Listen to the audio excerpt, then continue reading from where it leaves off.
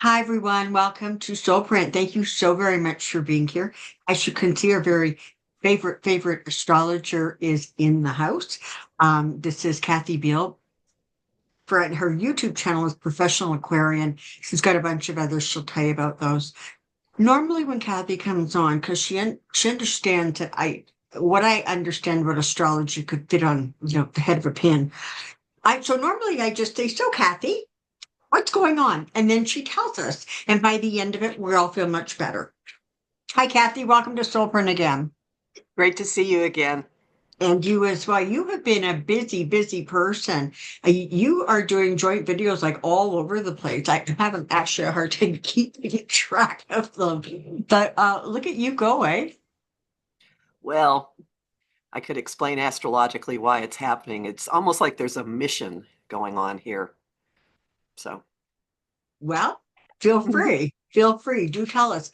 What can we anticipate in the next few months? What does your spidey sense tell you? And who are some of the people or countries we want to keep our eye on? there are several interweaving big processes happening.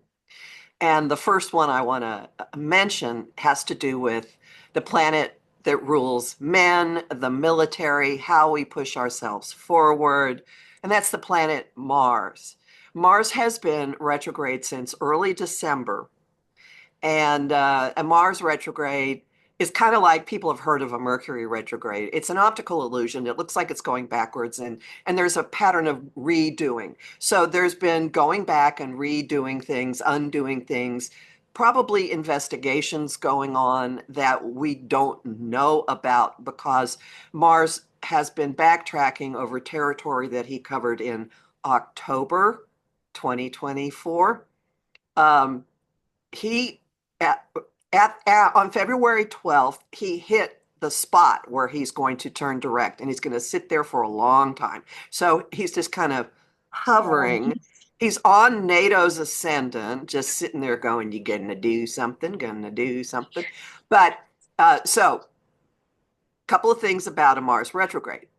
Things that start during a Mars retrograde often get undone. Secondly, Mars has been way outside his normal sphere of travel. I'll just leave it at that. All right. So he's been extreme. So Mars retrograde actions have been extreme, and there will be a course correction going on. Now, I mentioned February 12th for a reason, because something else happened that day that is going to be unspooling as Mars begins to move forward. So Mars stations direct February 23rd. As we're recording this early in the week before, we're already feeling it because he's basically pulled into the station and he's just sitting there kind of idling his engine. He hit this spot on the Leo full moon of the 12th, which was a very explosive moon, and a lot of just insane things started happening on the geopolitical scene at that point. So that involved the planet Uranus. So I'm getting kind of detailed here, but both of them are going to be hovering in their spots into March, but very slowly creeping forward. So we're going to be seeing in parallel ramifications and blowback from all the chaos and disruption that has very recently been unleashed on the world, and very slowly a rollout of what investigations and do-overs and revisiting brought to the surface during Mars's retrograde. So that's going to play out into the middle of March. And by this weekend, there is a send-off that Mars is going to get that's going to bring a gust of information, all kinds of information, and then he starts to move forward. So those two things are taking us into March, but then two other really big things happen. There's one more big retrograde. So we start the year, actually, there are two. We start the year with Mars retrograde. So we start the year going back over old territory. This is true for people as well as big collective events. So then Mars starts very slowly moving on. Beginning of March, the planet that rules our values, our money, how we get along with each other, our relationships, Venus, goes retrograde March 1st through April 12th. And during her retrograde, Mercury has his first retrograde of the year. So the beginning of 2025 is front loaded with do-overs, with revisiting, with not so fast, with, maybe you want to rethink this kind of energy for everyone. And so the Venus retrograde with the Mercury retrograde means that the month of March will be a time when everybody is going back in memory, when you're considering people will cross your path that used to be important to you. You may pick up a creative part of yourself that got stuck in a box or left in a corner. High probability of ghosts, of encountering people in your thinking, on social media, catching wind of someone. And the fact that somebody shows up is not a sign from the cosmos that you're supposed to take this person back into your life. It is more compare who you are now with who you were then, and know that there will be a big probability of uncovering confusion, uncovering misunderstandings, uncovering lies, especially during the double retrograde. So there's a second piece, but before I go further, want me to elaborate on any of that? Does it make sense? So I was following along pretty good. So I think I'm okay. What you're basically saying is at the beginning of this year is full of a lot of looking backwards, correcting, that kind of thing, which sort of feels kind of like what's going on just energetically in a broader way. So carry on, Kathy. Professor Okay. Kathy. I actually am now a professor of astrology at a magic school. Our hats off to you. Our That's hats the off. term. I love it. It's a great place too. Anyway, so both of these Venus and Venus and Mercury retrogrades start with them in very, very fiery, impulsive mode. Venus is in her Xena warrior princess mode now. She's in fire goddess. And this is people speaking up on the streets, doing all kinds of like, ma'am, speaking for themselves. And Mars is I keep saying Mars, how weird. Mercury is going to be equally unpremeditated. But each of them is really early in the signs, and they're both going to float back into the sign of Pisces, which is setting up this extraordinary event at the end of March. So we are going to be immersed in interconnecting, we are all one, whether we want to admit it or not, energy by the end of March, because Neptune, which rules Pisces, will be there. The North Node, which is this way to the future, will be there. Saturn, which is how do we use our responsibility, also attitudes about authority, will be there. Venus will be there. Mercury will be there. It's huge, huge, huge pileup at the end of Pisces, dissolving all kinds of things. It could be confusing as all get out. It is terrific for creativity and for taking a bath and becoming one with the universe, connecting with something much higher than yourself. But there are two big reasons beyond just this pileup that are important. This is like putting us in the special solvent before the energy really, really shifts, which happens at the end of March. So trying to think of how to weave this in here.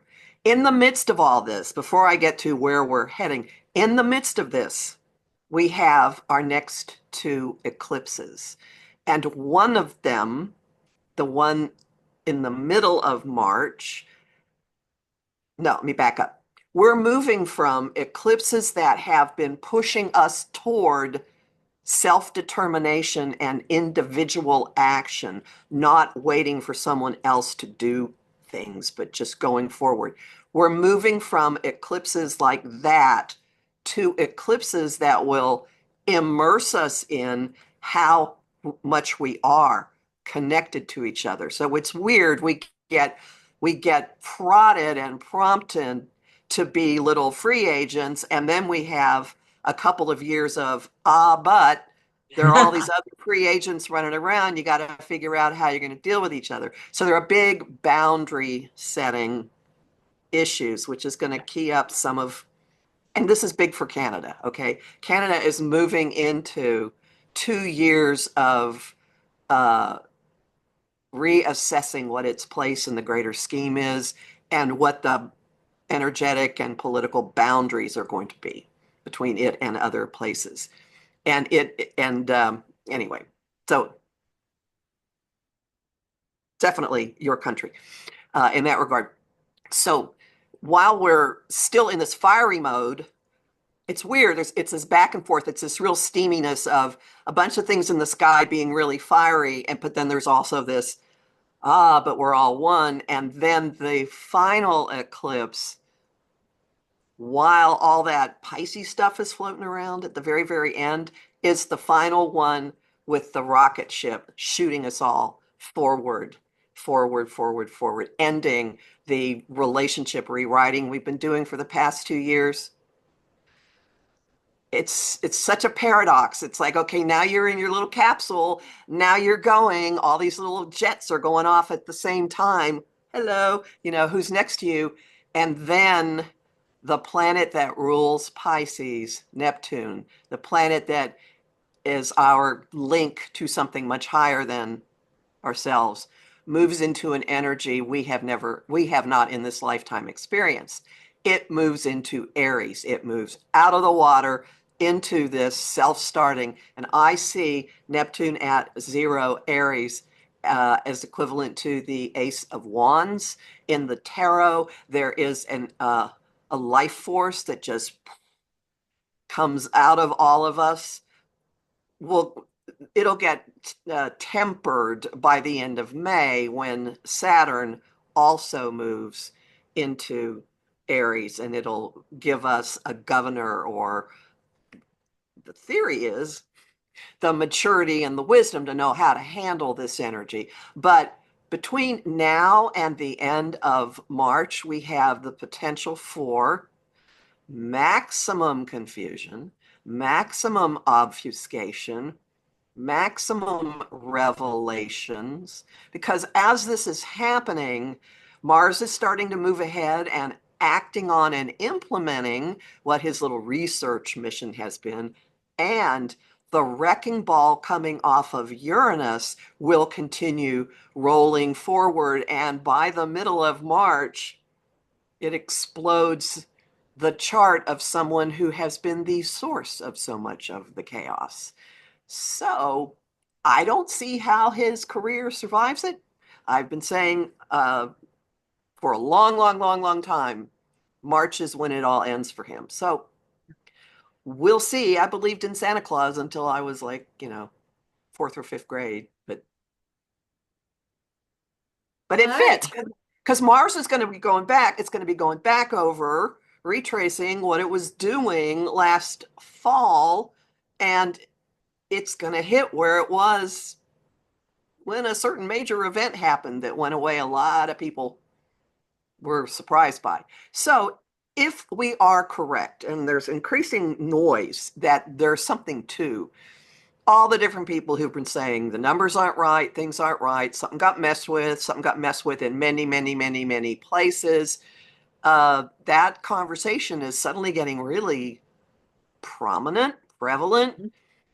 I would thoroughly expect some receipts for that to be coming out during this time period. Now, on a bigger level, what I mentioned about each of these eclipses pushing us into acting more for our own, but then the next level of eclipses reminding us that we're all part of a whole. We're seeing this happen immediately in the European Union, with all these countries scrambling to realize that there's an unreliable ally in the mix, and that they have to suddenly, they are talking about making their own continental army forces and pulling things together and reconfiguring how they're going to handle things. I'm sure Canada and Mexico are both rethinking an awful lot as well. For actually looking at Canada really quick, the new moon of the 29th at the end of February does mark a refreshing of optimism and recommitting to what the country stands for and what its values are and what it wants to do. And also coming up with some real practical actions that can be taken to put this into effect. And I think Canada is going to be a much bigger player on the world stage this spring as a consequence of all kinds of stuff that's going on. So there we go.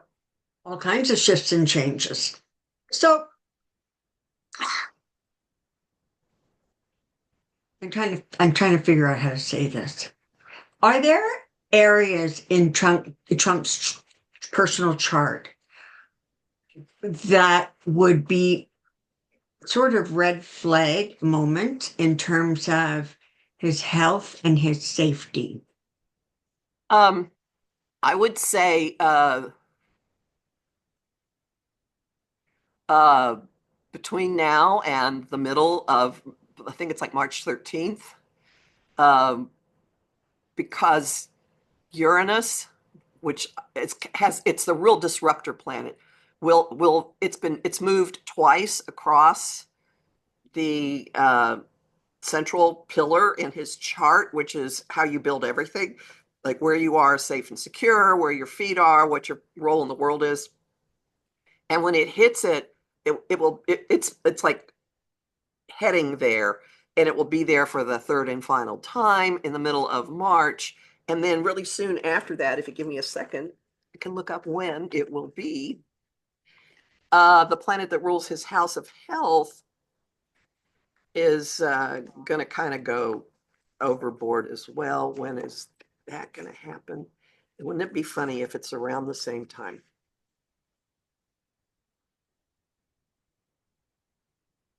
That would be middle of April. Okay. When something, well, no, wait a minute, one more thing. So there will be stresses on the planet that rules his house of health, but actually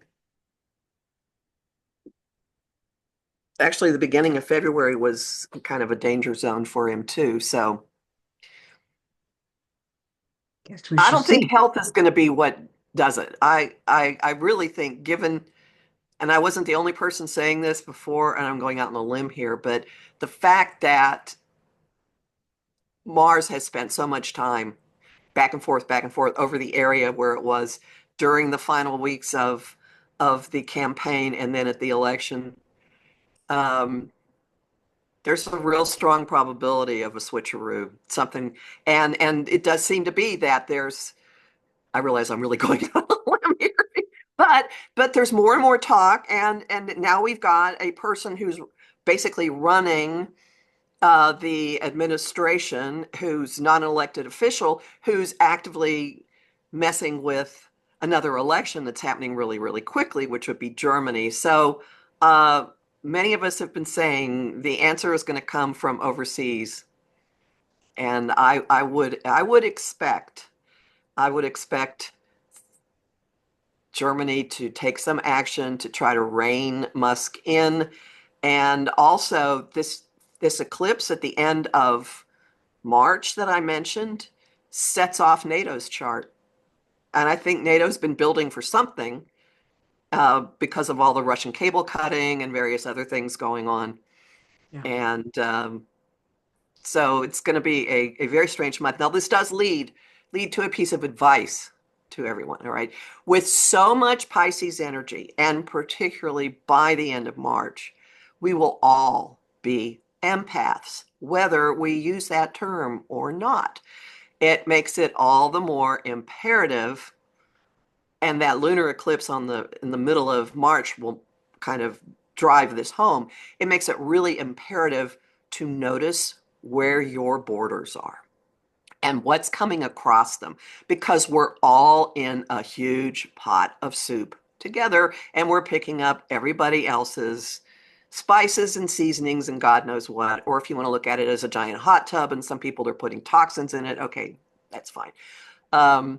It's really, really important to step back, step out, empty yourself, clear, and get quiet enough to know the difference between your voice and all of the panic that's running around, because there's basically a psychic virus that has infected the entire planet for years and years and years.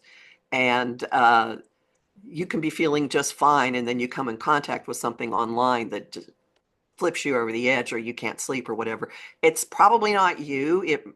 And also, you're not any good to anyone if you're completely consumed by this. So it's really, really important to modulate your own energy and to step out and periodically just shut everything off.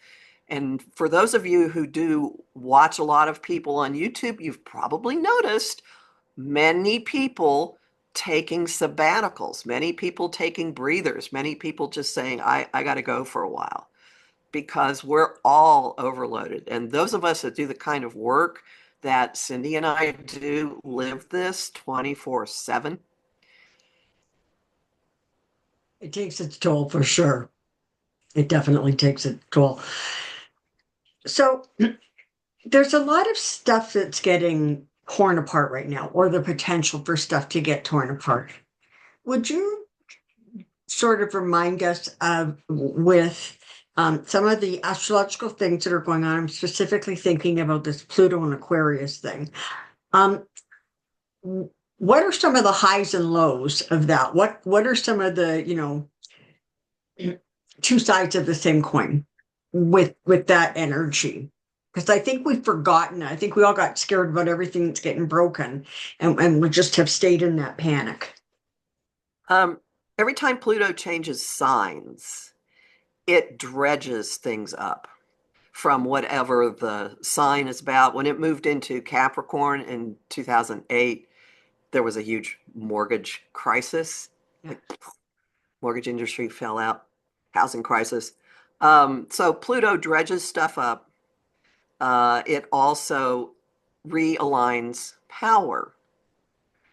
And when Pluto moved into Aquarius, so there are several keys to this. One of them is tech bros. Okay, so we've got the ascendance of the tech billionaires, artificial intelligence, using computing to get into all our data, various things like that. That's part one.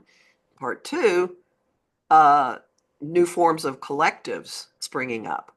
This happened a bit during COVID, which was heralded by what's called the Great Conjunction, Saturn, which constrains, and Jupiter, which expands, meeting at the very beginning of Aquarius, kind of like putting a signature on that. And so now, and people formed all kinds of online groups and collectives and doing things at a distance. Well, I'm seeing a resurgence of that. There's some of it going on in person, some of it going on online, but more of a how do we link things together? So that's a piece of it. When Pluto has moved into Aquarius historically, well, actually, when it changes signs historically, there is a huge schism in whatever the institution or institutions were that have basically controlled reality. Historically, there's been a big change in the power of the church. The Catholic Church, or splintering into several churches. So it would make sense that this huge overriding presence that on the planet is suddenly completely destabilized. So I would say the US's role is going to be very, very different. Um, and other countries are stepping up. There's that Aries North Node stepping up and taking more responsibility for themselves. And things will probably they'll rearrange, and it's not like it is not the end of the world, people. So things tend to be really, really extreme when Pluto first enters a sign, and then we figure out how we're going to do it. So let's talk about the most recent time that Pluto was in Aquarius, which was the late 1700s. This coincides with the French Revolution, with the American Revolution, with the actual signing of the Constitution, with the leveling of the income disparity in France. It was really poor people and the aristocracy, and the notion of the middle class grew out of it. The Industrial Revolution grew out of it. A important document about democracy grew out of this. So we're figuring out how this is going to go, and we're only in the first phases of it.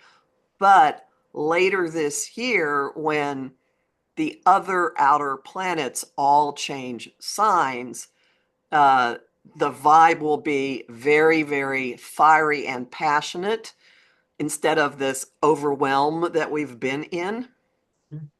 So individuals may see what they're capable of doing, and individuals may band together with each having their own little sphere of authority or influence and running along together.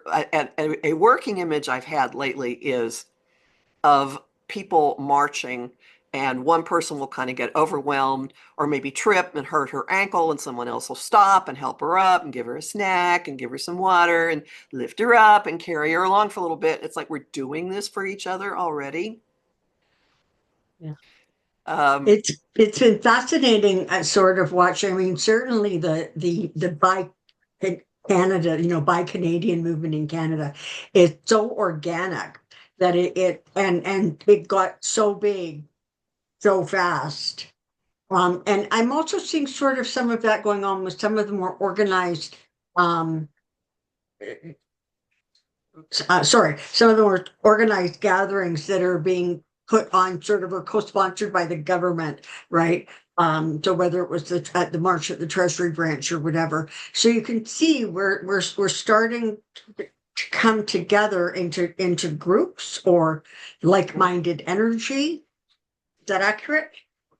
yeah, yeah, figure out how they can do things together. And there's I don't this incredible chaotic just blowing up of many, many, many, many things here in the US that actually are social support systems. I mean, firing Federal Aviation Administration employees, there's so many things you just go, what will happen out of this? My metaphor for this is what happened to Japan after World War II. Its economy was devastated, and it rebuilt the state-of-the-art leading steel industry as a consequence. So there will be whatever comes in to clean up this chaos will set things up very, very differently, because we now see where the glaring loopholes are. I used to say a loophole so big you could drive a Mack truck through it. These are loopholes so big you can drive a cyber truck through it. And it's just happening right and left. And for those who haven't heard me rant before, I do have decades of experience as an attorney. So I look at this stuff and go, this is so blatantly illegal. It's just mind blowing that anyone is allowing this to happen. So So it's not that. just Like, my political, and and I'll at admit, what point, what do we think the Supreme Court is or is not going to do?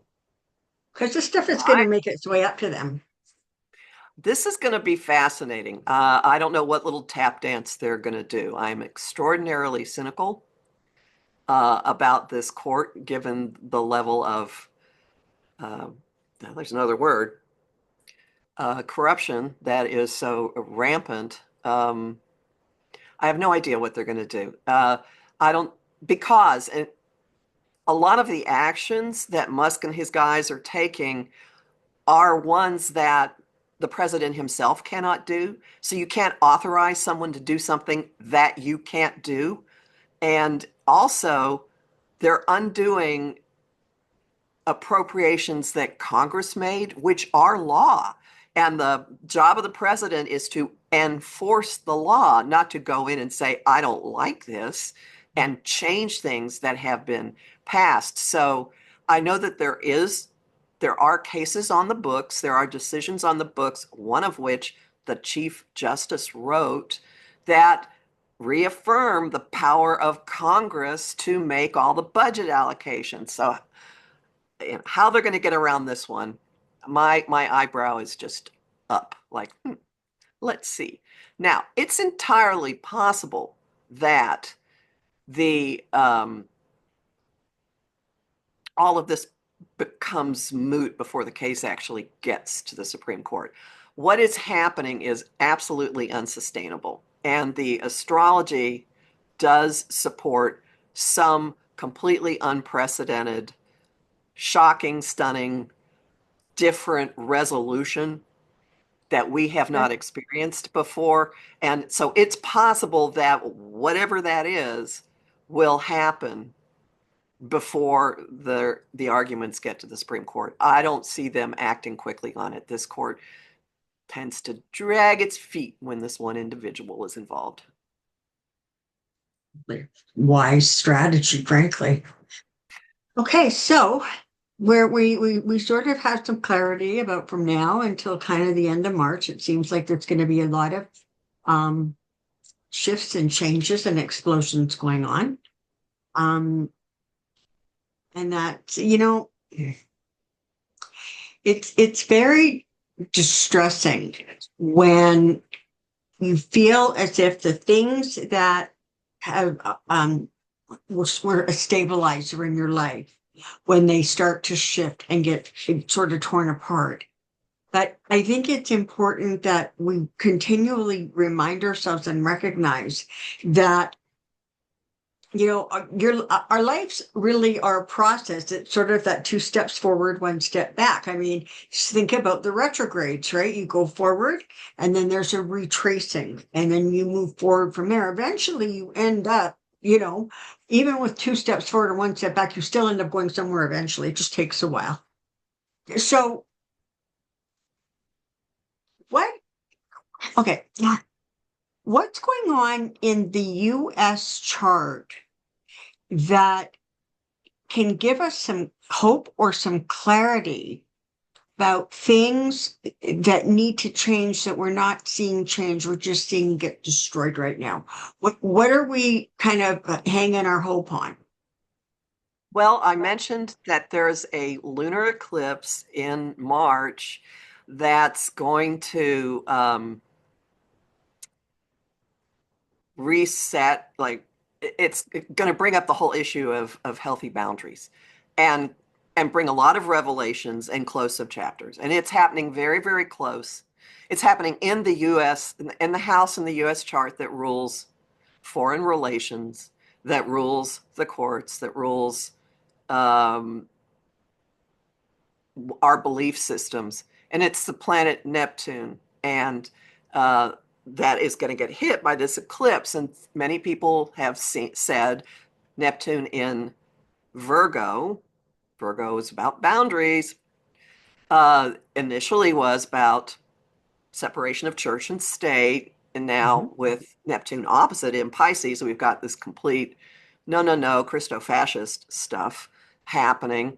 But there's also a huge racism piece in this as well. So we're hitting we're we're starting a 2-year revisiting of all of this, and there will be revelations and resets involving foreign relations and all the immigration issue, demonizing the other, and the role of the church. So that's all a big piece of it. So that's up for revelation, up for change. So that's one big piece. The Mars retrograde is going to end when Mars finally clears out. It's going to go over the US North Node, which is this is our path. I mean, we're wired to be a bold and generous leading force on the planet. That's inherent in what we are. And there's some people that speak to that more than others. As we get later in the spring, the disruptor planet in the sky, the quick change agent, is pressuring, that's Uranus. As Uranus is ending its time in Taurus, it is pressuring the US moon, which is how we define ourselves as a people. Moon in Aquarius, supposed to be the brotherhood of man, we'll see, can also be profoundly cold. So there'll be some big change in how we view ourselves. I'm still fundamentally optimistic, actually. These resets are there, and again, I think that what is going on with this administration is profoundly unlawful and actually unsustainable over the long haul, because they're opening us to internal and external national security threats everywhere you Yeah. go. And one way or another, the situation is going to be different well before the end of the year. I don't know how. I got some theories. We'll just leave it at that. So then we go back and we clean up and we rebuild and go, okay, look at all these broken toys. How we're going to fix this? How are we going to fix that? Yeah. Yeah. Yeah, absolutely. I mean, and I think that it's sort of almost time that the United States does some actual soul searching and figure out why the people who are so angry, and figure out, just the extremes. And I like sometimes when I look at what's going on in the United States, all I can think of is karma. You know, it keeps coming back. And crazy, it's the same um dog whistles. Like Well, there's a everything. reason. There's a reason astrologically for that, actually. Um, I think whatever the deal was that was made to get the southern states into the Union carried the seeds of this problem. It's something to do with slavery. It has something to do with the notion that the southern economy could not exist without humans being enslaved. Uh, we have never quite really dealt with that. Neptune is now where it was, Mhm. the Civil War time, early days of it. And part of what happened after the Civil War was that people in positions of power and holding the wealth uh, stirred fear that the economic interests were aligned between the really poor whites and the freed slaves. But those in power pitted them against each other, and that set something in motion that has never been eradicated, ever been eradicated. You know, I don't Well, know. we're young countries yet. Right? We have a lot to learn yet. That's my go-to right about now. It's I got nothing else. It's like we're young. So is there anything else you would like to share with us before we wrap this up? Well, I can't stress enough how important it is to periodically step away from whatever so that you get emptied, you get recharged, you get refreshed, and then you can cope with a lot more things that way. I have a number of free things that will help you with this. On my professional Aquarian, that's Aquarian YouTube channel, I have a playlist called Actions You Can Take, and 5 of them are 6 to 10-minute videos that just explore how we pick energy up from each other and things you can do to shield, to clean, to recharge, to give somebody their energy back. And I have a longer free course downloadable at my website, empowermentunlimited.net, in the shop. I will do nothing with your info. You will not be hounded by me. I don't make you sign up for my mailing list. I just give it away. Go into the shop and look for Reclaiming Your Energy. It is a free 1-hour talk. So I cannot stress enough that the more you pull out of this and the calmer you get and the clear, you will become more clear. You will start to see ridiculousness. You will start to see an Oz-like man behind the curtain with the big flaming braziers and the Great Hall of Oz going on. Like, this is not real. And yes, people are getting hurt. Yes, a lot of the impact is real world, but there's a giant streak of unreality to this. And that fog is going to start burning off drastically at the end of March. That's a good thing. That's a good thing, I think. All right. Again, thank you so very, very much for being here. Um, she's just brilliant, and she's got all of these great little videos on her YouTube channel of like the week and the influences of the week and the month and stuff. It can be very helpful, just sort of helping you sort of focus your energies on what you're going to be dealing with sort of in the next 7 days, sort of thing. I like the small weekly ones. They're helpful, and not only that, and she gives you pictures and she gives you music and she does all kinds of really cool stuff. Thank you so much, Kathy. To everybody else, thank you very, very much for being here. Please put your questions in the comment section below, and I will look forward to seeing you again really, really soon. Until next time, take care and be well. Bye for now. Bye, Kathy.